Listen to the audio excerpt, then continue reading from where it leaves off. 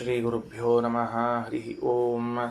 ಪ್ರಾಣಾದೇರೀಶಿತಾರಂ ಪರಮಸುಖನಿಧಿಂ ಸರ್ವದೋಷವ್ಯಪೇತಂ ಸರ್ವಾಂತಸ್ಥಂ ಸುಪೂರ್ಣಂ ಪ್ರಕೃತಿಪತಿಮಜಂ ಸರ್ವಬಾಹ್ಯಂ ಸುನಿತ್ಯಂ ಸರ್ವಜ್ಞಂ ಸರ್ವಶಕ್ತಿಂ ಸುರಮುನಿಮನುಜಾದ್ಯೈಃ ಸದಾ ಸೇವ್ಯಮಾನಂ ವಿಷ್ಣುಂ ವಂದೇ ಸದಾಹಂ ಸಕಲಜಗದನಾದ್ಯಂತ ಮಾನಂದದಂ ತಂ.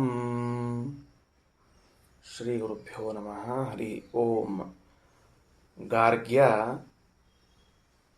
ಗೋತ್ರೋತ್ಪನ್ನನಾದ ವ್ಯಕ್ತಿಯವನು, ಗರ್ಗ ಗೋತ್ರೋತ್ಪನ್ನನಾದ ವ್ಯಕ್ತಿ ಬಾಲಾಕಿ ಅಜಾತಶತ್ರುವಿನ ಜೊತೆಗೆ ಬೇರೆ ಬೇರೆ ದೇವತೆಗಳಲ್ಲಿ ಇರುವ ಆ ಭಗವಂತನ ಉಪಾಸನೆಯನ್ನು ಹೇಗೆ ಮಾಡಬೇಕು ಅಂತ ತನ್ನ ವಿಚಾರಗಳನ್ನೆಲ್ಲ ತಿಳಿಸ್ತಾ ಹೊರಟಿದ್ದಾನೆ.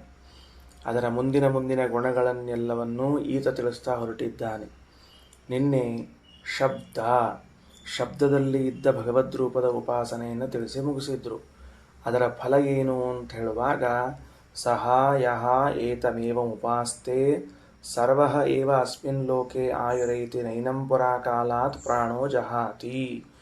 ಆ ಭಗವಂತನನ್ನು ಆಯುಷ್ಯಪ್ರದ ಅಂತ ಯಾರು ಉಪಾಸನ ಮಾಡ್ತಾರೋ ಅವನು ಪೂರ್ಣ ಆಯುಷ್ಯವನ್ನು ಹೊಂದುತ್ತಾನೆ, ಅವನಿಗೆ ಅಪಮೃತ್ಯು ಬರುವುದಿಲ್ಲ ಅನ್ನುವುದೇ ಇದರ ಫಲ ಅಂತ ತಿಳಿಸಿದ್ದಾರೆ. ಇದು ನಿನ್ನೆ ಹೇಳಬೇಕಾದ ಪಾಠದಲ್ಲಿ ಉಳಿದ ಅಂಶ.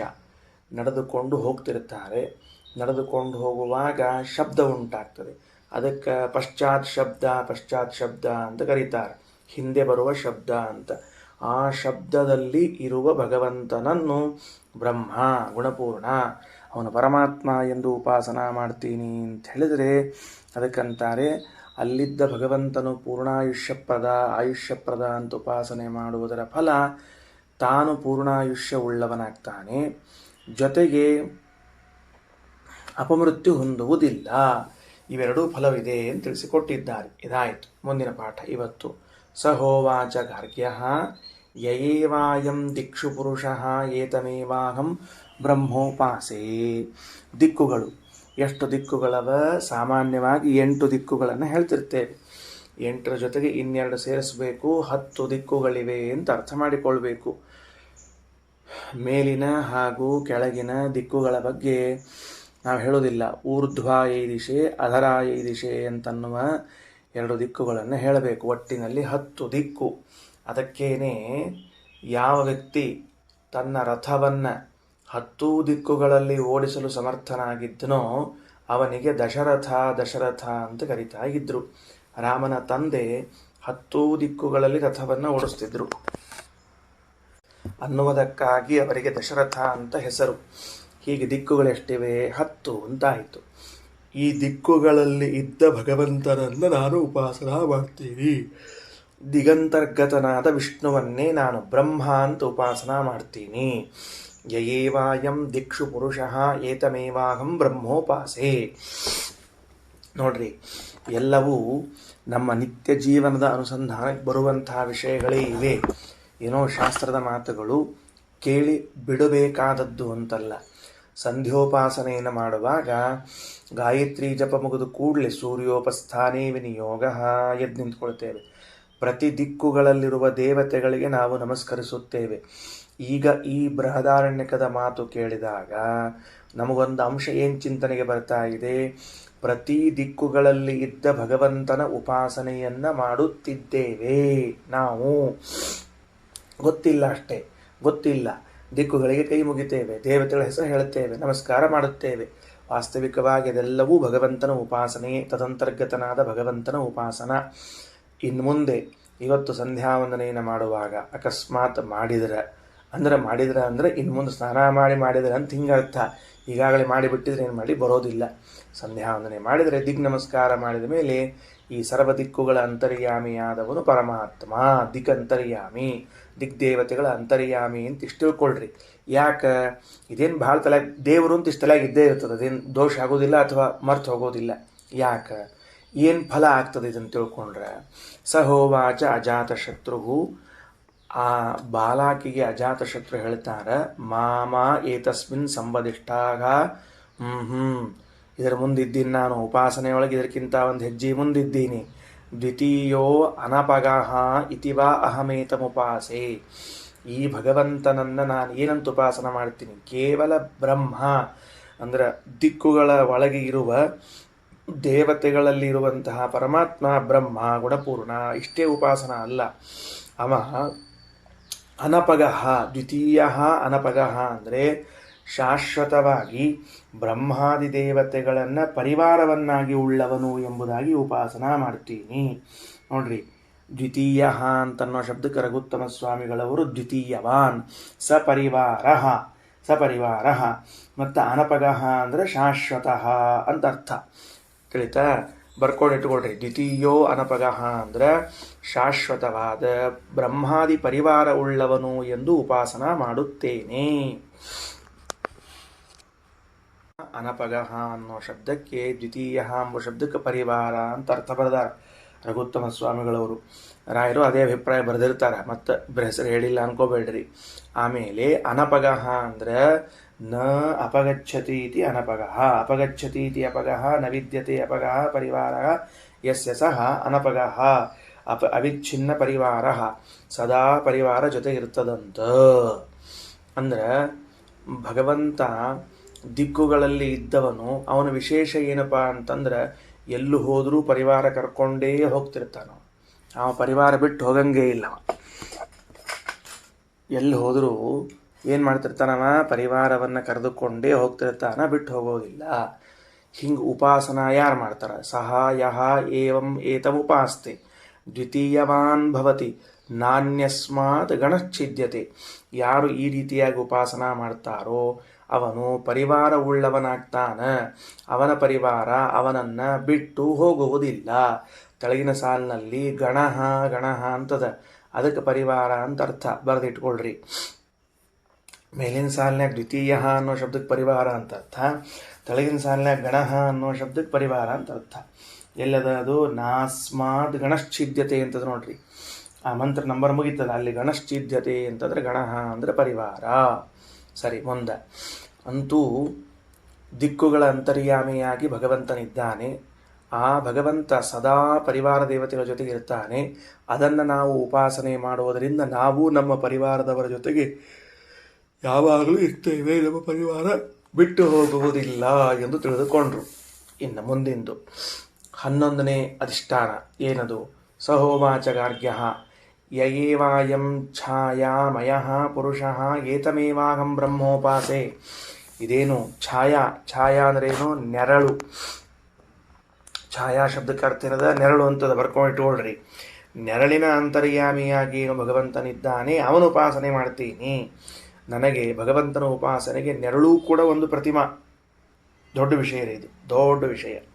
ಯಾಕಂದ್ರೆ ಒಂದು ಕನ್ನಡಿ, ಒಂದು ನೆರಳು, ಇವೆರಡೂ ಅಪರೂಪದ ಚಿಂತನೆಗಳು. ದಿಕ್ಕುಗಳು ಅಂತ ಅನ್ನೋದು ನಮಗೆ ಅಪರೂಪನೇ, ಆದರೆ ತಲೆಯಾಗಿ ಬರ್ತದೆ ದಿಕ್ಕುಗಳಲ್ಲಿ ಅಂತ. ಪಶ್ಚಾತ್ ಶಬ್ದ, ಕನ್ನಡಿ, ನೆರಳು ಇವೆಲ್ಲವೂ ಹೊಸದಾದ ಪ್ರತಿಮೆಗಳು ಅಂತ ತಿಳ್ಕೊಳ್ಬೇಕು. ಸರಿನಾ? ಇದರ ಬಗ್ಗೆ ಹೆಚ್ಚು ಚರ್ಚೆ ಮಾಡೋದ ಮುಂದೆ ಮಾಡೋಣ ಅಂತ. ಹಾಗಾದರೆ ನೆರಳಿನಲ್ಲಿ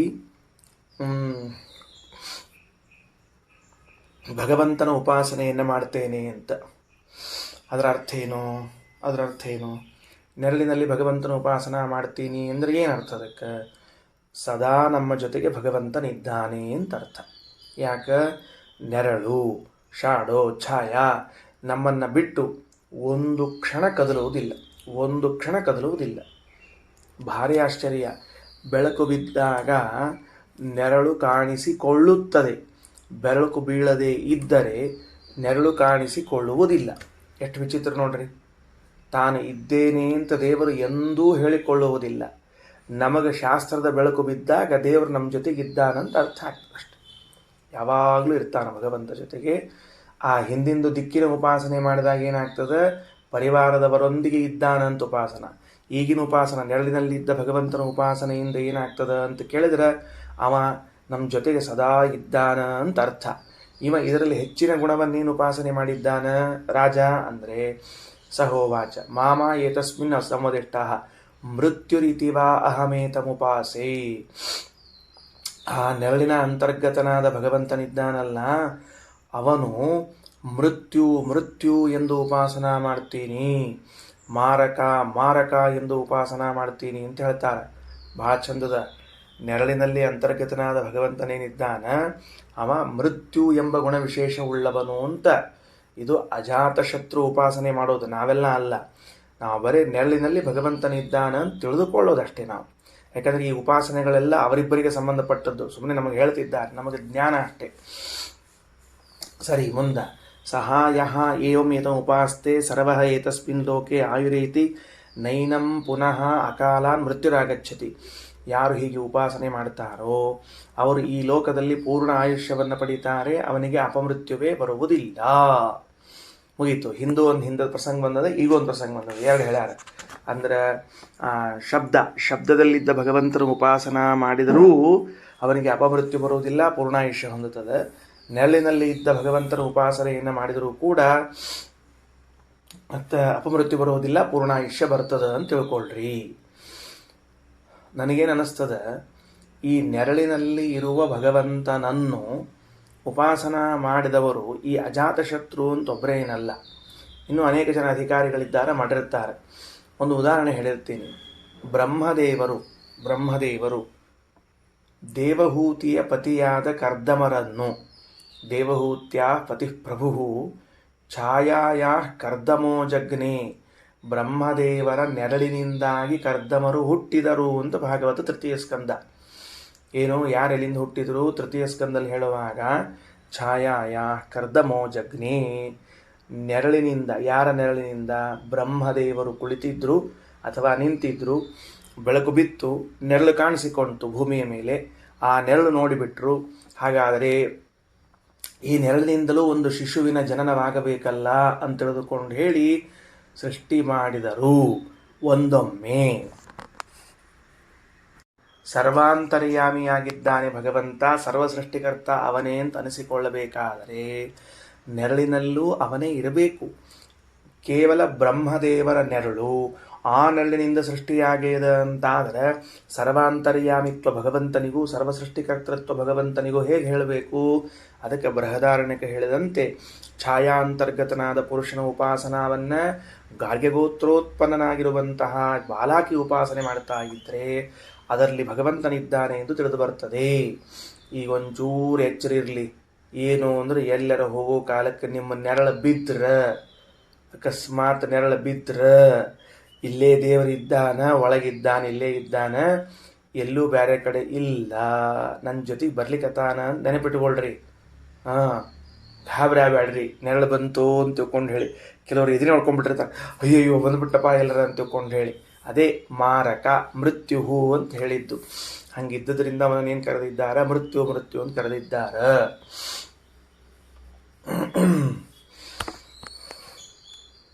ಏನು ಅಂದರೆ, ಈ ನೆರಳಿದೆಯಲ್ಲ, ಈ ನೆರಳು ಒಂದು ವೇಳೆ ನಮಗೆ ಕಾಣಿಸದೆ ಹೋದರೆ ಆಗ ಮರಣ ಸಮೀಪ ಬಂದಿದೆ ಎಂದು ತಿಳಿಯಬೇಕು ಅಂತ ಐತರೇಯ ಉಪನಿಷತ್ನಲ್ಲಿ ಓದುವಾಗ ಹೇಳಿದ್ದು. ಐತರೇಯ ಉಪನಿಷತ್ನಲ್ಲಿ ಅಂದರೆ ಭಗವಂತ ನೆರಳಿನಲ್ಲಿ ಇದ್ದವನು ಸದಾ ಜೊತೆಗಿರ್ತಾನೆ. ಒಂದೊಮ್ಮೆ ನೆರಳು ಕಾಣದೆ ಹೋತು ಅಂದ್ರೆ ಮಾರಕ, ಆಯಿತು ನನ್ನ ಸಮಯ ಮುಗಿದದ, ನಾನು ಹೊರಡ್ತಾ ಇದ್ದೀನಿ ಅಂತ ನಿರ್ಧಾರ ಮಾಡ್ಕೋಬೇಕು. ಗಾಬರಿಯಾಗಿ ಇದು ಬಿದ್ದವರಿಗೆಲ್ಲ ಹೇಳಿ ಕೂಡಿಸಿ ನೀವು ಬರ್ರಿ ನಾ ಹೊಂಟಿ ಹಿಂಗೆಲ್ಲ ಮಾಡ್ಕೊಳ್ಳೋ ಕಾರಣ ಇಲ್ಲ.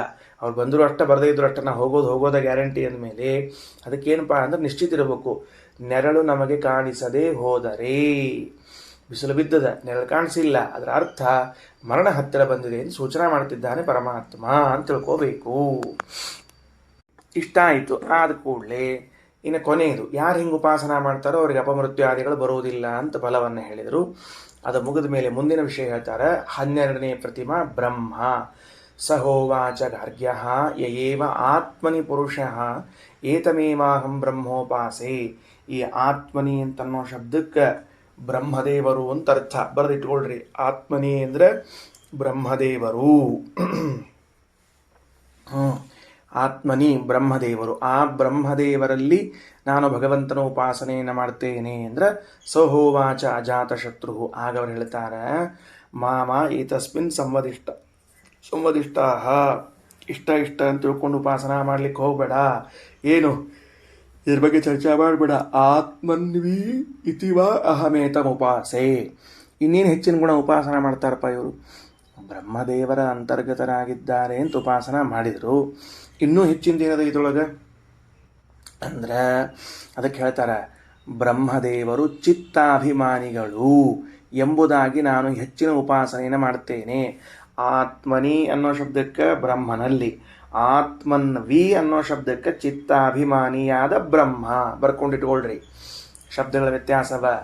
ಯಹ ಏವ ಅಯಂ ಆತ್ಮನಿ ಎನ್ನುವಲ್ಲಿ ಆತ್ಮ ಶಬ್ದ ಬ್ರಹ್ಮದೇವರನ್ನ, ಆತ್ಮನ್ವಿ ಅನ್ನುವಲ್ಲಿ ಚಿತ್ತಾಭಿಮಾನಿ ಎಂಬುದಾಗಿ ಉಪಾಸನ ಮಾಡ್ತೀನಿ. ಸರಿ ಆಯ್ತಾ? ಚಿತ್ತಾಭಿಮಾನಿ ಎಂಬುದಾಗಿ ಉಪಾಸನ ಮಾಡ್ತೀನಿ. ಯಹ ಏವಂ ಉಪಾಸ್ತೆ ಆತ್ಮನ್ ವಿಹ ಭವತಿ. ಯಾರು ಹಿಂಗೆ ಉಪಾಸನ ಮಾಡ್ತಾನೋ ಅವನು ಪ್ರಶಸ್ತವಾದ ಚಿತ್ತವುಳ್ಳವನಾಗುತ್ತಾನೆ.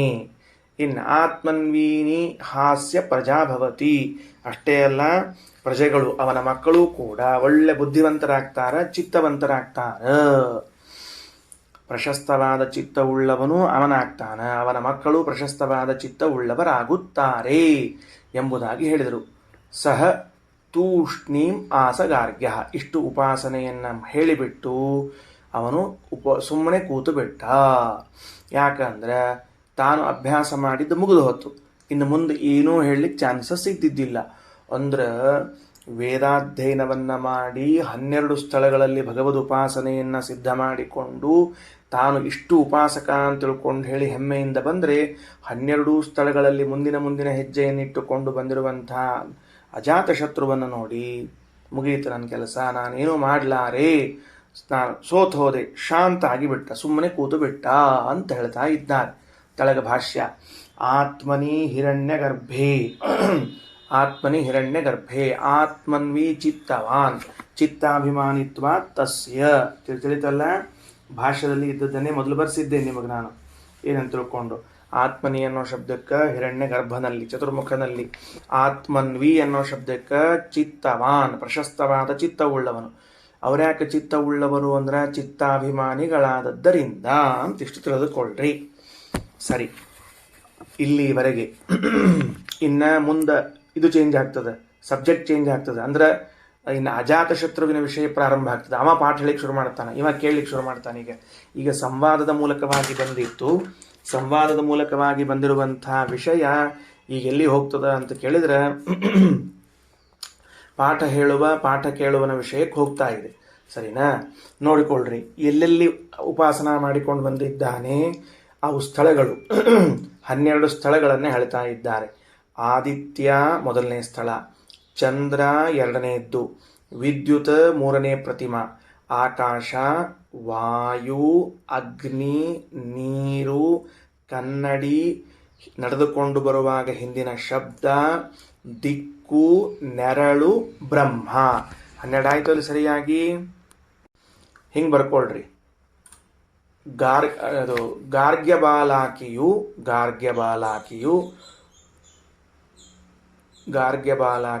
ಉಪಾಸನೆ ನಡೆಸಿದ 12 ಅಧಿಷ್ಠಾನಗಳು.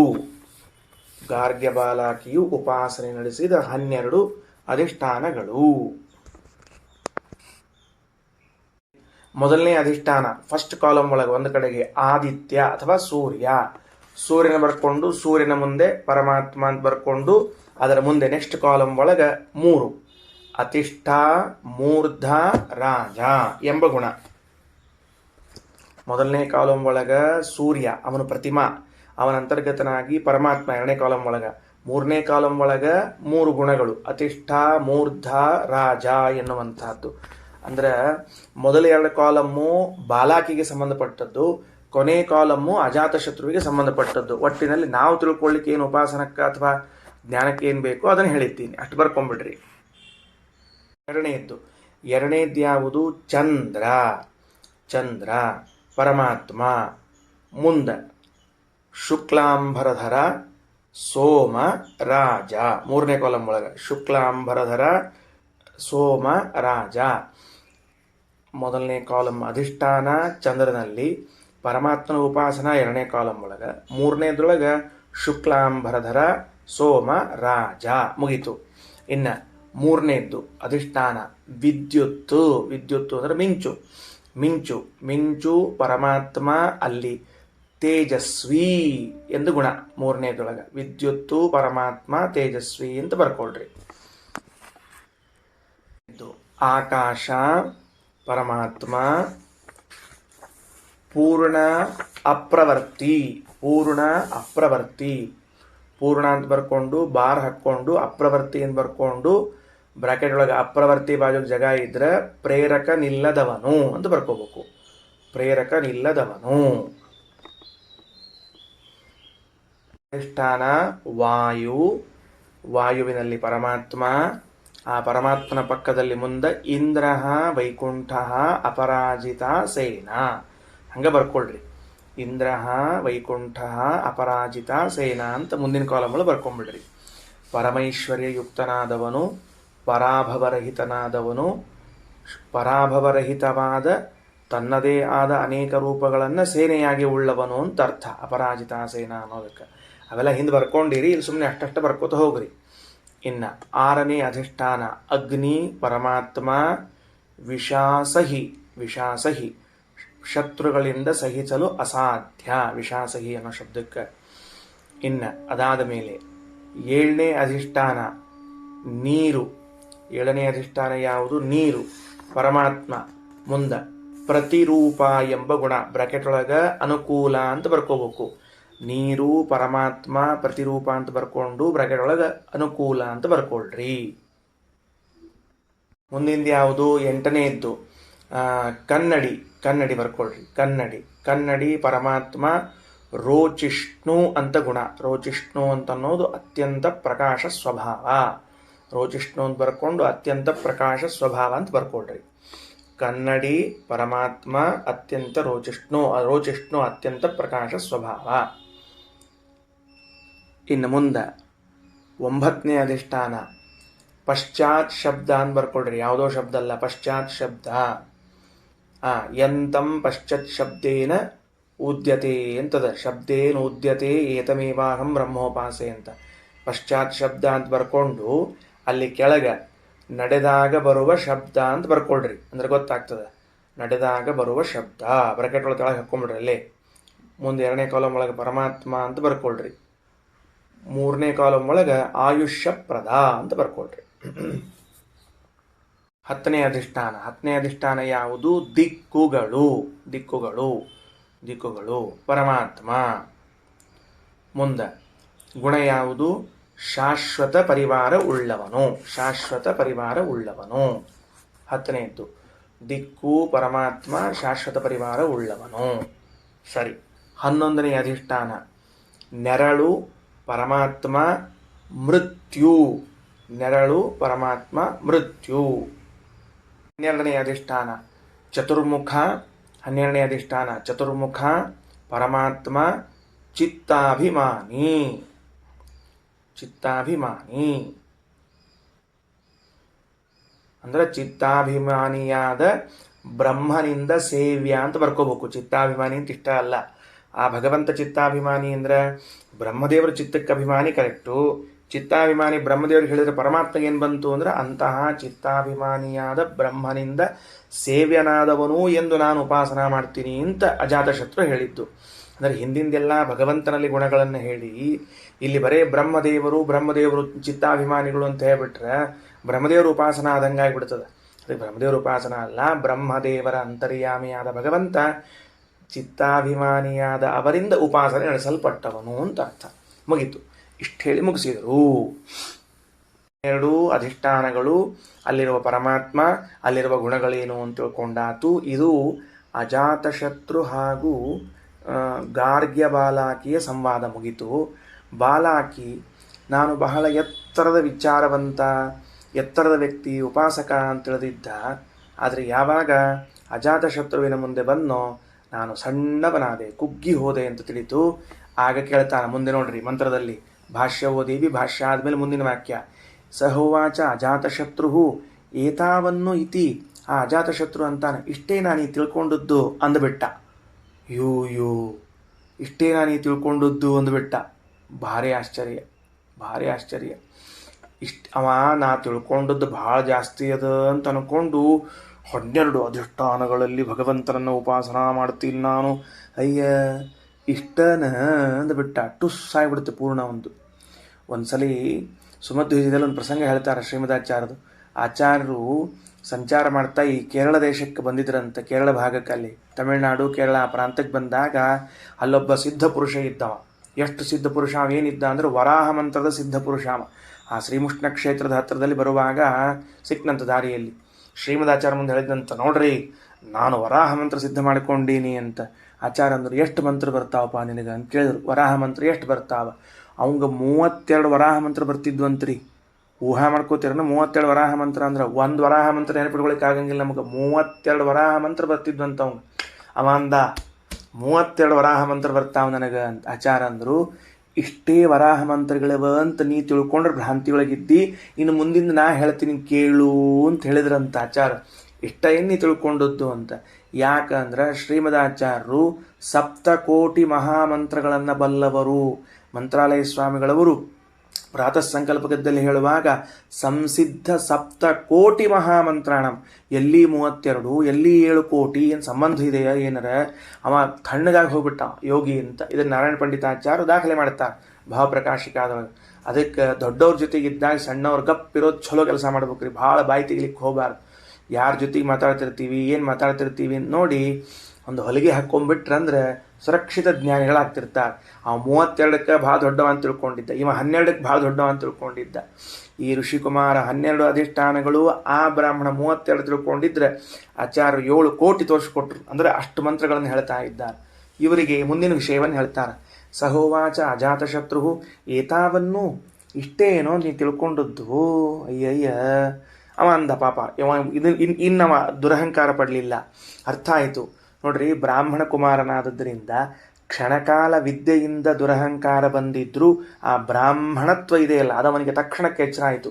ಹೌದೌದು, ಏತಾವಧಿ, ಹೌದು ಇಷ್ಟೇ ನಂಗೆ ಗೊತ್ತಿರೋದು. ಒಪ್ಪಿಕೊಂಡ್ಬಿಟ್ಟ, ಸುಳ್ಳು ಹೇಳಲಿಲ್ಲ, ವಾದ ಮಾಡಲಿಲ್ಲ, ಅಪಲಾಪ ಮಾಡಲಿಲ್ಲ, ಅಂತ ಹಿಂಗೆ ಅನ್ನಲಿಲ್ಲ.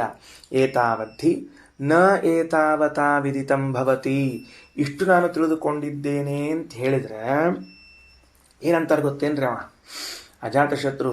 ಅಲ್ಲೋ ಇಷ್ಟರಿಂದ ಎಷ್ಟು ಸಾಲ್ತದ? ಇಷ್ಟರಿಂದ ಏನಾಗಬೇಕು? ನ ಏತಾವತಾ ವಿದಿತಂ ಭವತಿ.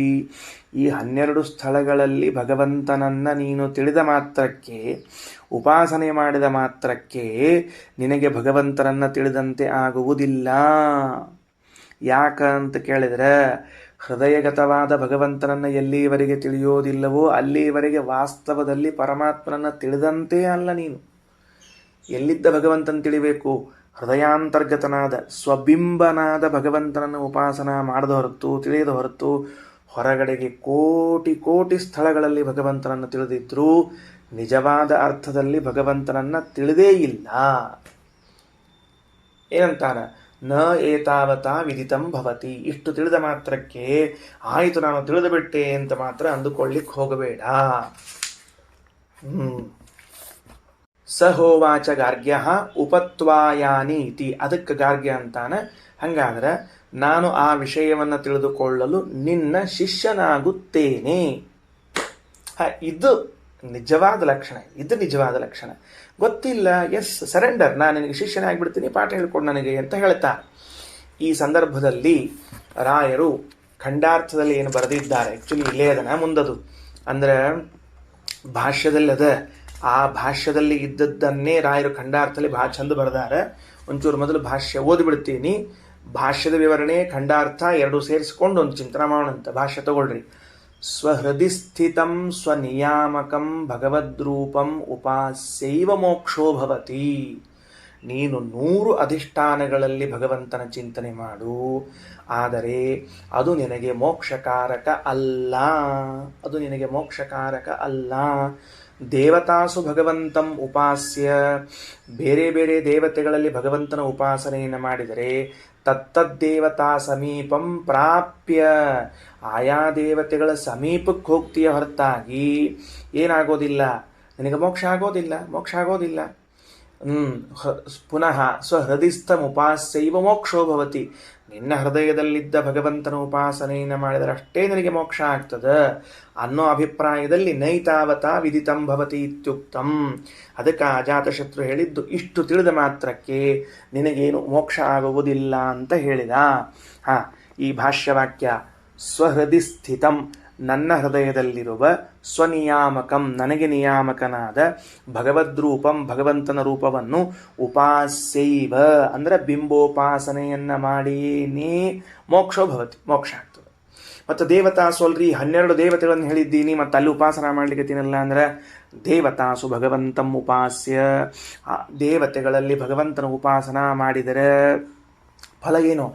ತತ್ತದ್ದೇವತಾ ಸಮೀಪಂ ಪ್ರಾಪ್ಯ, ಆಯಾ ದೇವತೆಗಳ ಲೋಕಕ್ಕೆ ಹೋಗ್ತೀಯ, ಆಯಾ ದೇವತೆಗಳ ಸಾಮೀಪ್ಯ ಉಂಟಾಗ್ತದೆ, ಹೊರತಾಗಿ ಮೋಕ್ಷ ಆಗೋದಿಲ್ಲ. ಮತ್ತೇನು ಮಾಡಬೇಕು? ಪುನಃ ಸ್ವಹೃದಿಸ್ಥಂ ಉಪಾಸ್ಯೈವ, ಮತ್ತೆ ನೀನು ನಿನ್ನ ಹೃದಯದಲ್ಲಿದ್ದ ಭಗವಂತನ ಉಪಾಸನೆಯನ್ನು ಮಾಡಿದರೆ ಮೋಕ್ಷ ಆಗ್ತದೆ, ಇಲ್ಲದೆ ಇದ್ರೆ ಮೋಕ್ಷ ಆಗುವುದಿಲ್ಲ. ಇದಿಷ್ಟು ಇಲ್ಲಿ ನಾವು ತಿಳ್ಕೊಳ್ಬೇಕಾದ ಅಂಶ. ಇಲ್ಲಿಗೆ ಪಾಠ ಮುಕ್ತಾಯ ಮಾಡೋಣ. ಖಂಡಾರ್ಥದಲ್ಲಿ ತೆಗೆದುಕೊಂಡ ಚಿಂತನೆ ಎರಡು ಖಂಡಾರ್ಥ, 3 ಖಂಡಾರ್ಥಗಳು ಭಾಳ ಚಂದದ. ಮುಂದಿನ ಭಾಷ್ಯ, ಮುಂದಿನ ಉಪನಿಷತ್ತೆಲ್ಲ ತೆಗೆದುಕೊಂಡು ಹೇಳಬೇಕು. ಮಧ್ಯಾಹ್ನ ಪಾಠದಲ್ಲಿ ನೋಡೋಣ ಅಂತ. ಶ್ರೀಕೃಷ್ಣಾರ್ಪಣಮಸ್ತು.